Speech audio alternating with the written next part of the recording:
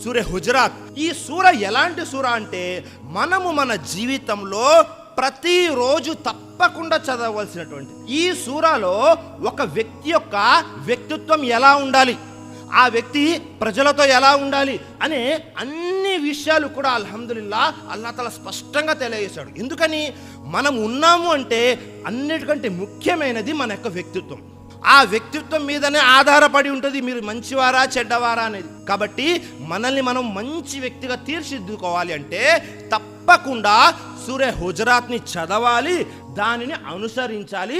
అందులో చెప్పినటువంటి విషయాలన్నీ కూడా మన కుటుంబ సభ్యులు కూడా అనుసరించేలాగా చేయాలి. ఈ ఒక్క పని చేశామంటే స్వతహాగా మనల్ని మనం సరిదిద్దుకున్న వారం అవుతాము, మన కుటుంబ సభ్యుల్ని సరిదిద్దిన వారం అవుతాము.